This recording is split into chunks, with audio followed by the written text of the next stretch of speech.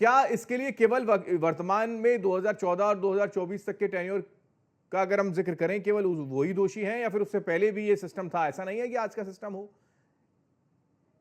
नहीं, देखिए, चूंकि हमने कहा कि ये व्यवस्थाएं लोक कल्याणकारी राज्य है, यहाँ पे अलग अलग और चुनाव में राजनीतिक पार्टियों को जाना होता है, तो इस प्रकार की चीजों को करना पड़ता है राजनीतिक दलों को। लेकिन हेमंत जी, खतरनाक मामला क्या है कि इसने सीमा क्रॉस किया है। और देखिए, ये सीमा नेशनल स्तर पे राष्ट्रीय सरकार भी कर रही है और राज्य सरकारें भी क्रॉस कर रही है। तो अब देखिए, जो मुख्य समस्या है कि इसका क्या मामला बनता है। देखिए, मैंने पहले ही कहा, आप लोगों को कितनी आर्थिक मदद कर सकते हैं। आर्थिक मदद एक त्वरित तात्कालिक समाधान हो सकता है, लेकिन अस्थायी समाधान हो सकता है कि आप लोगों को रोजगार प्रदान करें, उनके आय के अस्थायी स्रोत बढ़े। इससे क्या होगा कि हमारे अर्थव्यवस्था पे बोझ भी नहीं बढ़ेगा और लोगों की व्यवस्था और अर्थव्यवस्था रफ्तार में भी आएगी। तो मुख्य समाधान इसका इसी जगह पे है कि हमें अर्थव्यवस्था को रफ्तार प्रदान करना पड़ेगा। हेमंत जी, देखिए, आपने $5 ट्रिलियन की एक बड़ी अच्छी प्रश्न भी पूछी थी।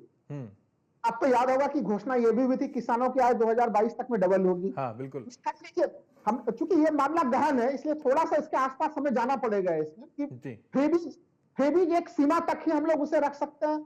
उस सीमा को क्रॉस करेंगे तो वो हमें आपको सबको डुबाएगा। नंबर 1 चीज।